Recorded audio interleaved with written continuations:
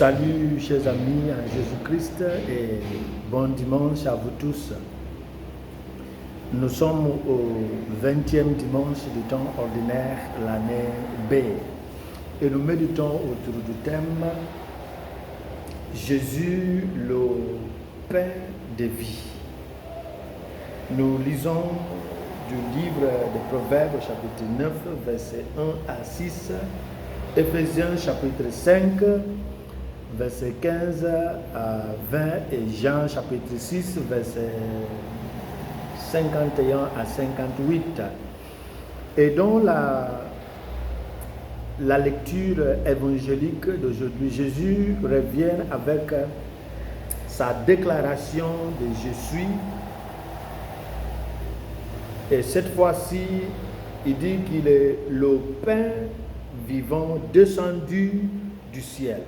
Cette fois-ci, Jésus insiste fermement sur le fait que personne n'aurait la vie à moins de partager son corps et son sang. Il décrit le gain qui découle de cette communion et qui sont inévitables. Il dit que le communion vivra pour toujours. Celui qui reçoit la communion, c'est-à-dire il aura la vie éternelle. Jésus le ressuscitera au dernier jour. 3. Il demeure en Jésus et Jésus en lui. Et 4. Il vivra à cause de Jésus comme Jésus, qui est l'envoyé du Père, vit à cause du Père.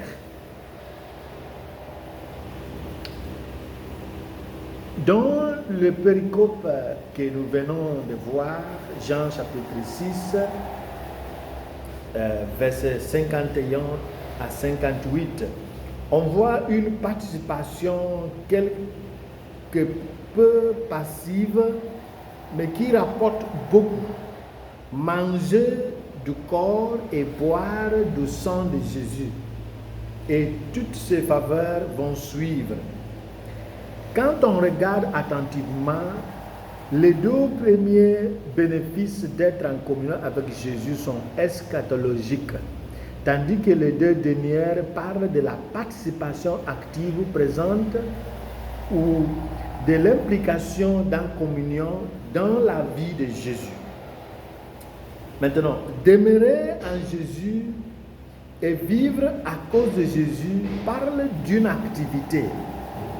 Cela fait suite à la déclaration « Car ma chair est vraiment une nourriture et mon sang est vraiment une boisson.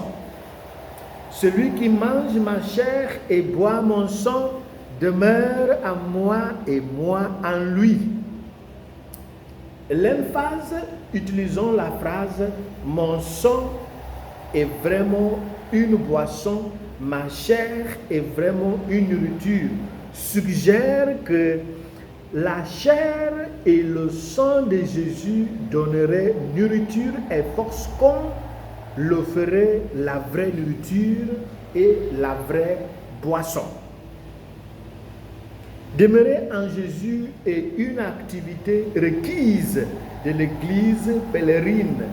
Et en d'autres termes, la communion est un repas de grâce, un repas de capacité physique et spirituelle, voire morale, comme l'a présenté l'expérience d'Élie dans la première lecture du dimanche passé, le 19e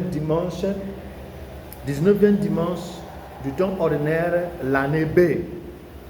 Quand la grâce de demeurer en Jésus est là, on ne peut que porter des fruits nécessaires et cela permet de vivre à cause de Jésus. Et à ce stade, nous devenons ce que nous mangeons. Par là, nous sommes lancés dans le courant de la volonté divine, qui est le point central de la deuxième lecture selon Saint Paul. Lorsque nous alignons notre volonté sur la volonté du Seigneur, 1. nous marchons sagement dans notre époque définie par la folie, par le mal et par l'injustice. Et lorsque nous alignons notre volonté à celle du Seigneur, nous maximisons notre temps limité en ne le consacrant pas à l'ivresse ou à des activités de débauche. Nous sommes plutôt remplis de l'Esprit Saint qui permet la louange et l'adoration dans la communauté et pour le bien commun, qui est le salut des âmes et non la satisfaction émotionnelle par le rythme musique. Maintenant, permettez-moi de remarquer que la communion au corps et au sang de Jésus n'est pas un endroit de quiconque, mais un privilège qui vient par invitation divine. Et c'est pourquoi le psalmiste va faire écho lorsqu'il dit « Goûtez et voyez comment le Seigneur est bon ».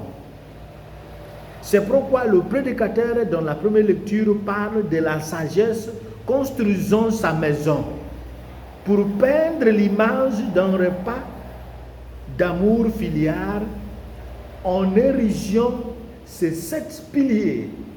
Il peint l'image d'une maison en totale sécurité sur laquelle il ne faut pas penser à la peur.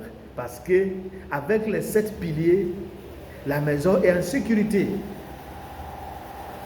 En tuant sa bête, indiquant que Dieu lui-même est le grand prêtre qui fournit également la victime. En mélangeant son vin le plus raffiné, indiquant comment il veut que nous soyons réconfortés pour ne pas être ivres. La sagesse va envoyer ensuite ses serviteurs pour inviter les invités après que sa table ait été dressée, indiquant que nous sommes participants à l'événement post-sacrificiel. La sagesse a tout préparé. Maintenant, il invite les simples et les insensés. Tous ont des places dans ce banquet de la sagesse. Mais tandis que les simples et le modèle, l'insensé n'a pas le droit de retourner chez lui tel qu'il est venu. Et c'est pourquoi le prédicateur va dire de quitter là où nous sommes pour vivre et marcher dans la voie de la perspicacité. Qu'est-ce que cette simplicité indique?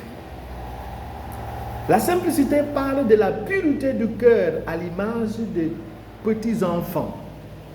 C'est alors que Paul va nous mettre en garde à propos de la communion, comment on doit s'y prendre.